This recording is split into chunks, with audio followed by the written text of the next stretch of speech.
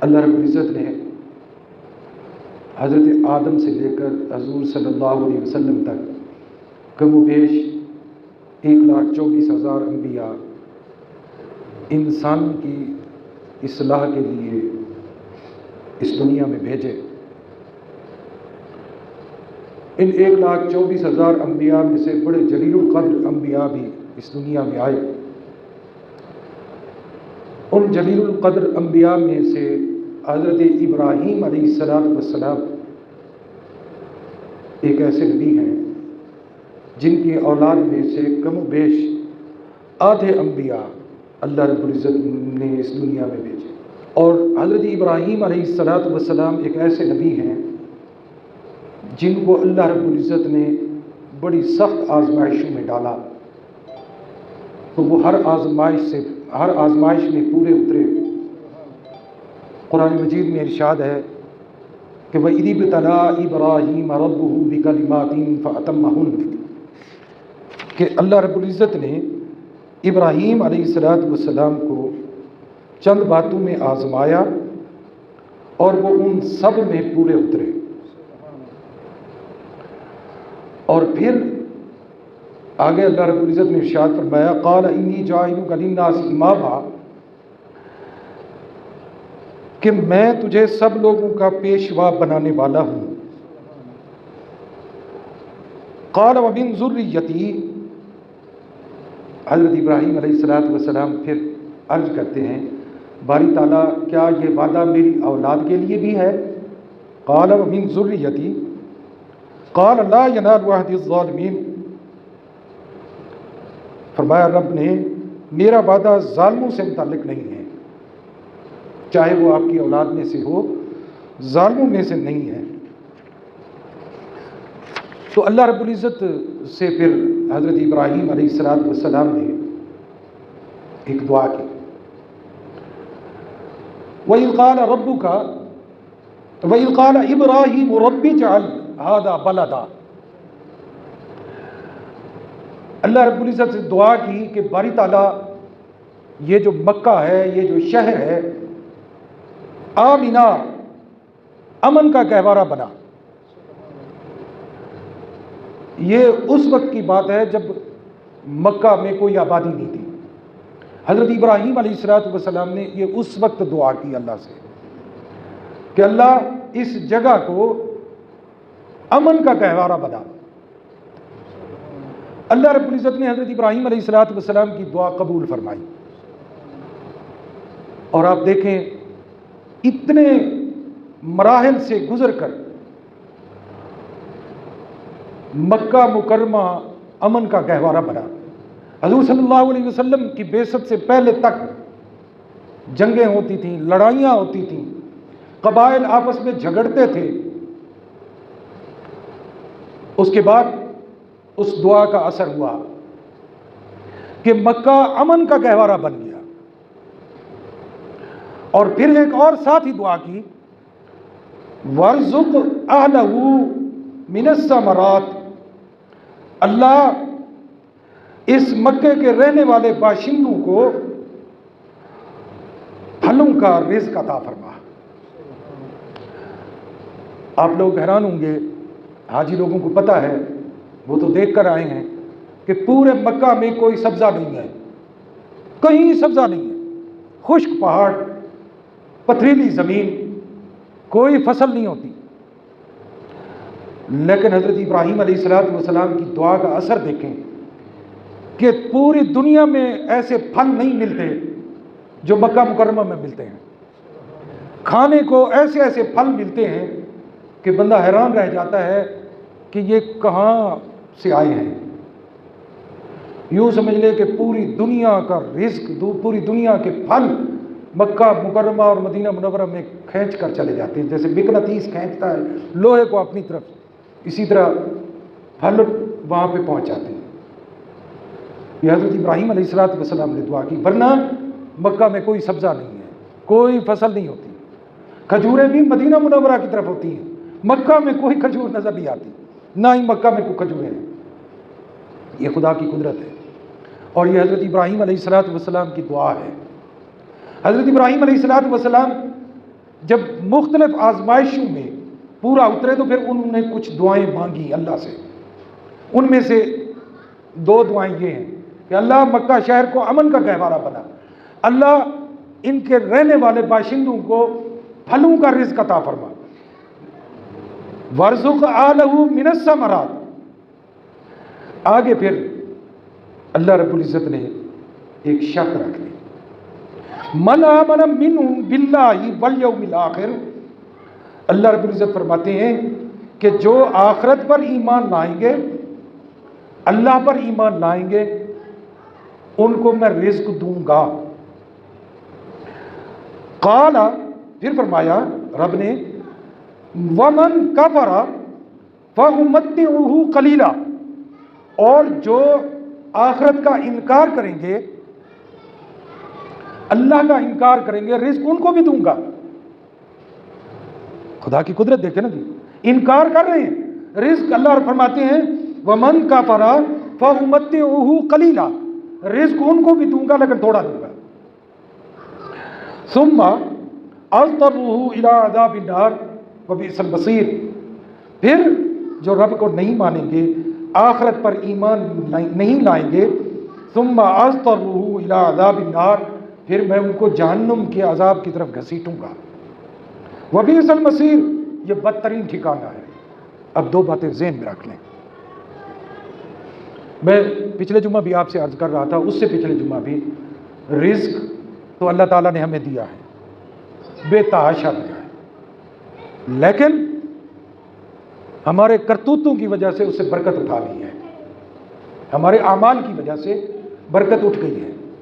اب اس کا مطلب یہ ہوا کہ رزق ہمارا کم ہو گیا ہے، برکت اٹھ گئی، رزق کم ہو گیا. یہ ہے، اس کو کہتے ہیں قلیلہ. رزق کم ہو گیا، کیوں؟ ایک تو اللہ پر ہمیں بھروسہ نہیں ہے، اللہ پر توکل نہیں، اور یوم آخرت پر بھی ہمارا کوئی اتنا پختہ یقین نہیں ہے.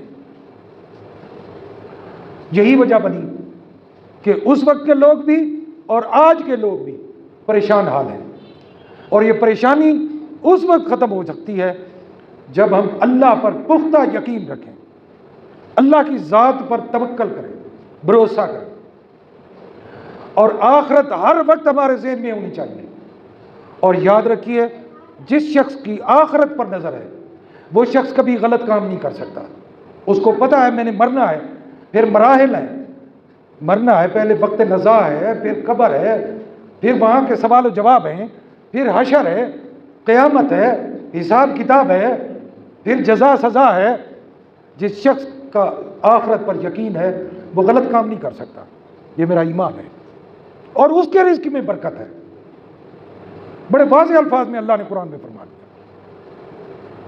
رزق ہر شخص کو ملتا ہے، چاہے وہ اللہ کو مانتا ہے چاہے نہیں مانتا ہے، چاہے کلمہ پڑھتا ہے چاہے نہیں پڑھتا. رزق اللہ نے سب کو دیا ہوا ہے، لیکن ان لوگوں کے رزق میں برکت اللہ رب العزت عطا فرماتے ہیں جو اللہ پر پکا یقین رکھتے ہیں، ایمان لاتے ہیں، اور یوم آخرت پر ان کی نظر ہوتی ہے. اللہ نے یہ دعا حضرت ابراہیم کی قبول فرما لی. اب جنگل بیابان ہے، کوئی آبادی نہیں ہے. ابراہیم علیہ السلام کا ایک چھوٹا سا بیٹا ہے، حضرت اسماعیل.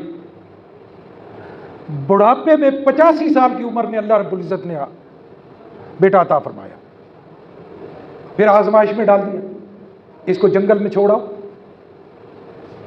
جنگل جہاں آج خانہ کعبہ ہے، اللہ سب کو لے جائے، جہاں آج خانہ کعبہ ہے، ایسے یوں سمجھ لیں یہ خانہ کعبہ ہے، اور اس کی اس طرف وہ کنواں ہے جسے ہم زمزم کہتے ہیں.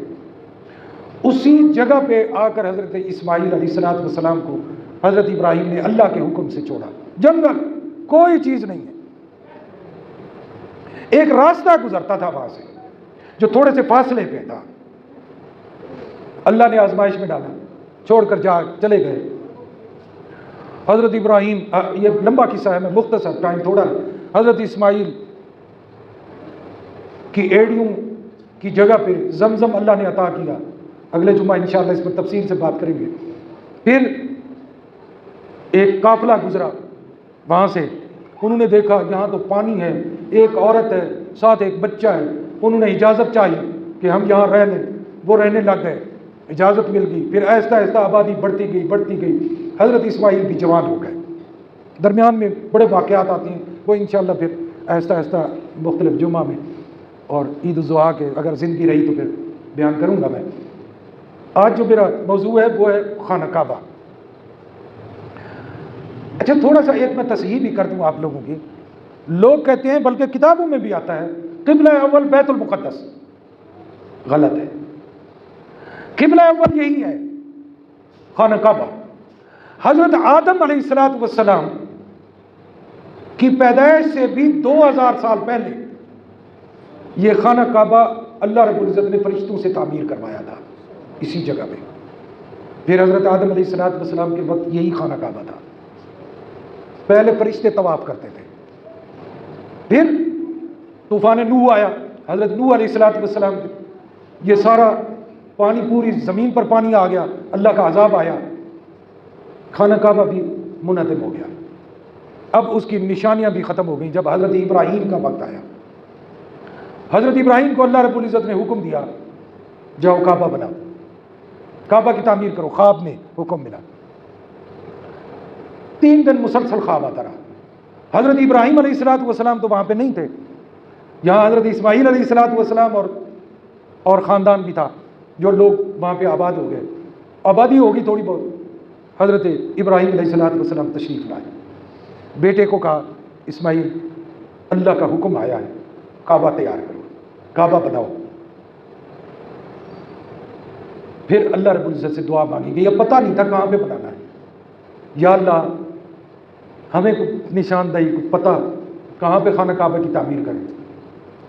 تو تفسیر کی کتابوں میں آتا ہے کہ اللہ رب العزت نے آسمان پر بادل کا ایک ٹکڑا بھیجا، وہ سورج کے آگے آ گیا، اور اس کا جو سایہ پڑا آ کر زمین پر، ایک سایہ آ گیا۔ اللہ رب العزت نے ابراہیم علیہ السلام کو فرمایا کہ یہ جو سایہ جہاں جہاں ہے یہ خانہ کعبہ کی جگہ ہے۔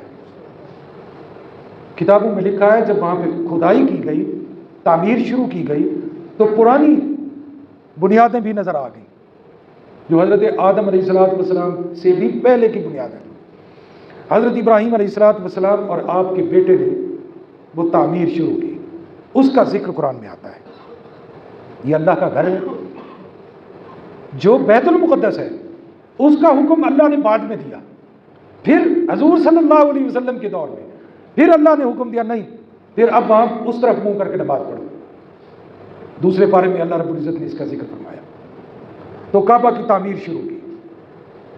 اب قرآن کیا کہتا ہے؟ پہلا پارہ ہے، آخری پاؤ ہے، وَإِذْ يَرْفَعُ إِبْرَاهِيمُ الْقَوَاعِدَ مِنَ الْبَيْتِ وَإِسْمَاعِيلُ۔ اب اس لفظ کو، اس آیت کو اگر آپ غور کر لیں، آپ کی میری ہدایت کے لیے کافی ہے۔ ذرا غور کریں، ذکر ہو رہا ہے صرف بھئی کعبے کی بنیادیں شروع کی گئی، تعمیر شروع کی گئی۔ وَإِذْ يَرْفَعُ، اور یاد کرو اس وقت کو جب ابراہیم نے قواعد کہتے ہیں بنیاد یا دیواروں کو، من البیت اللہ کے گھر کی، و اسماعیل، اور اسماعیل ساتھ تھے۔ لفظوں کو آپ نے غور نہیں کیا، میرے خیال آپ کے ساتھ سے بات گزر گئی۔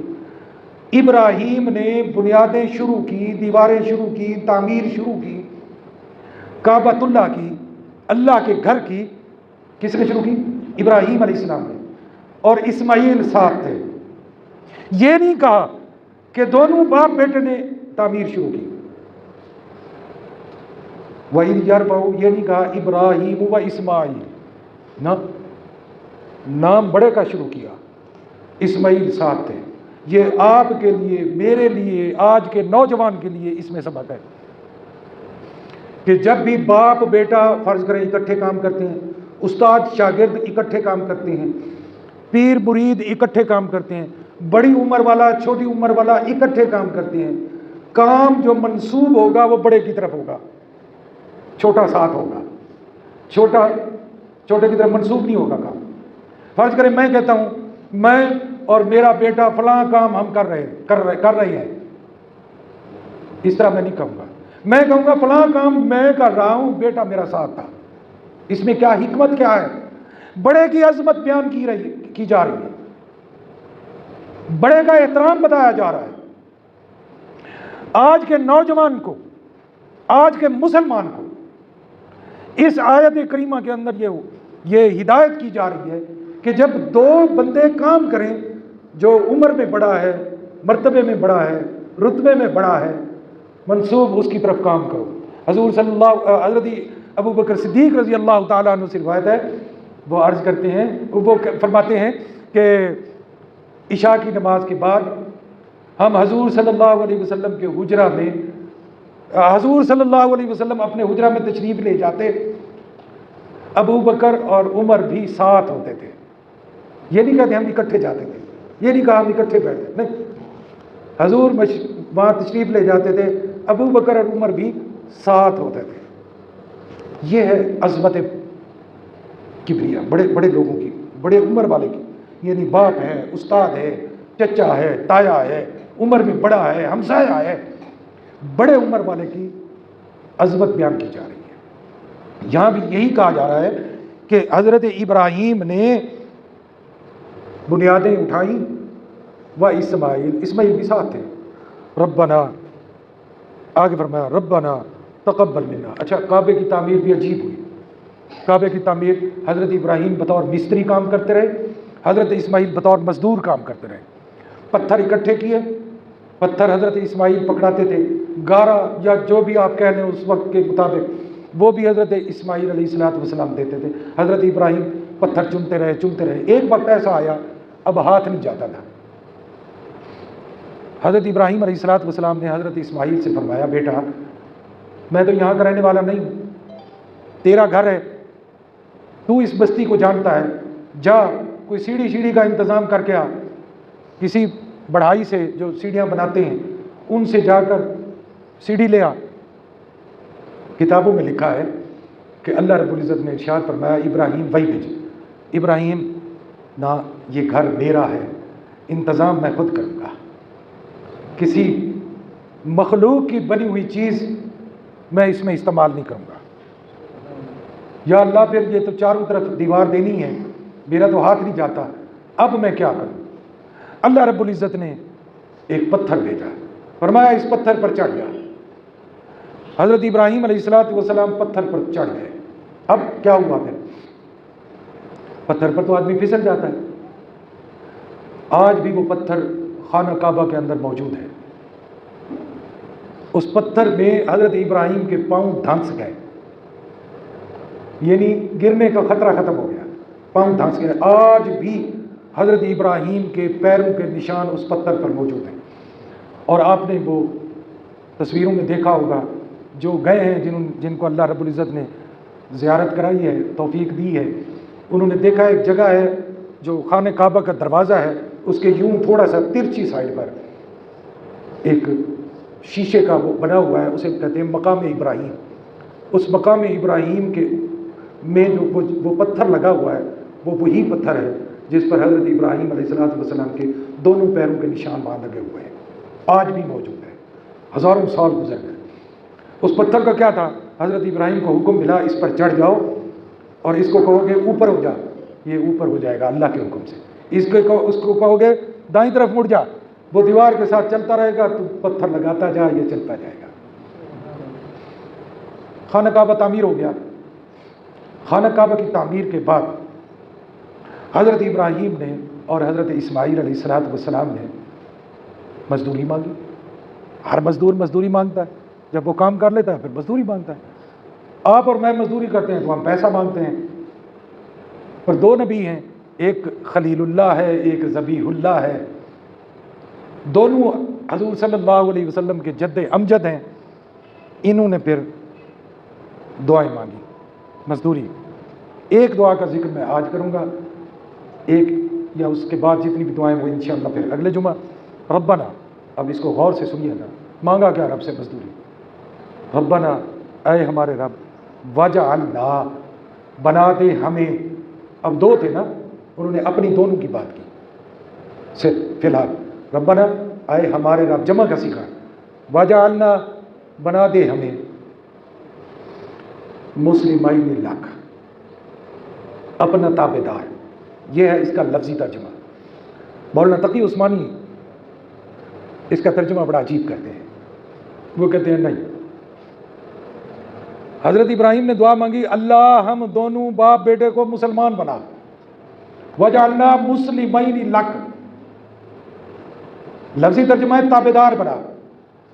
مولانا تقی عثمانی صاحب کہتے ہیں نا, انہوں نے دعا مانگی اللہ ہم دونوں کو مسلمان بنا. اب وہ مسلمان, کیا پہلے نبی دونوں مسلمان نہیں تھے؟ نہیں, آپ سمجھنے کی کوشش کریں. مسلمان تھے, تابع دار تھے, اللہ کے برگزیدہ بندے تھے, لیکن اس کے باوجود انہوں نے پھر بھی دعا کی اللہ ہمیں اپنا تابع دار بنا. مسلمان وہی شخص کہلوا سکتا ہے جو اللہ کا تابع دار ہے. جو اللہ کا تابع دار نہیں ہے وہ مسلمان کہلانے کا حقدار ہی نہیں ہے. مسلمان کی تعریف یہ ہے, کلمہ پڑھنے والا, میں تو کئی دفعہ پہلے کہتا ہوں خالی کلمہ پڑھنے والا کوئی مسلمان نہیں ہے. وہ داخل تو ہو گیا اسلام کے اندر, دین کے دائرہ کے اندر تو داخل ہو گیا, لیکن مسلمان نہیں کہلوا سکتا. مسلمان وہ شخص ہوتا ہے جس کی اپنی مرضی نہیں ہے, وہ خالصتاً اللہ کی مرضی کے مطابق اپنی زندگی گزارتا ہے. جو شخص اپنی مرضی درمیان میں شامل کرتا ہے, حضرت ابراہیم نے جو دعا مانگی وہ یہی دعا ہے کہ اللہ میری زندگی میں میری مرضی نہ ہو, تیری مرضی کے مطابق میں زندگی گزاروں. ربنا وجعلنا مسلمین لک. اچھا, پھر اپنے تک محدود نہیں رکھا, آگے فرمایا ومن ذریتنا امۃ مسلمۃ لک, اللہ پھر ہماری اولاد کو بھی اپنا تابع دار بنا. کتنی بڑی دعا ہے یار, کتنی بڑی دعا ہے. آپ اور میں ہر وقت دعا مانگتے ہیں اللہ کوئی لکھ دے میں آ, کوئی کوٹھی دے میں آ, کوئی کار دے میں آ, مری کھڑا کتنے 100 مڑ تھی ونجا, اللہ سے دکھا بھی دیتا. آئیے خربازی کو نا, کیوں جی ذمہ دار صاحب ہیں, یہ ہے رب کی ناراضگی. یہی میں پہلے عرض کر رہا تھا, اللہ برکت اٹھا لیتا ہے, یہ برکت اٹھ گئی ہے. عشر ہم نہیں دیتے, حق جو اللہ نے ہمارے اوپر رکھے ہیں جن لوگ ان کو دیتے بھی, یہی ہوگا. اب دیکھیں رزق ہے, فراوانی ہے, بے تحاشا, برکت اٹھ گئی, اٹھ گئی. اسی لیے اللہ نے پہلے فرما دیا کہ میں رزق دوں گا پر قلیلا, برکت اٹھا دوں. تو دوستو اللہ رب العزت سے دعا ہے اللہ تبارک و تعالی ہمیں رزق بھی عطا فرمائے, اس رزق میں برکت بھی عطا فرمائے. اللہ سے جب بھی دعا مانگو, رزق کی مانگو, دینا تو اسی نے ہے, پر اس میں ساتھ یہ بھی اللہ سے دعا مانگو اللہ مجھے جو بھی رزق عطا فرما برکت والا عطا فرما, اس میں برکت عطا فرما. اور یہ دعا اس وقت قبول ہوگی جب 2 باتوں پہ ہمارا یقین پختہ ہو جائے گا, ایک اللہ کی ذات پہ پختہ یقین اور ایک آخرت پر آپ کا پختہ یقین. اگر آخرت پر پختہ یقین نہیں ہے تو پھر یہی ہوگا جو کچھ ہو رہا ہے, پھر رونا چیخنا ہے, یہ فضول ہے, یہ بے وقوفی ہے. پھر رو کیوں رہے ہیں, کرتوت تو ہمارے ہیں, اعمال بھی ہمارے ہیں, پھر یہ اس کا نتیجہ ہمیں بھگتنا پڑے گا. اللہ رب العزت ہمیں نیکی کرنے کی توفیق عطا فرمائے. وما علینا الا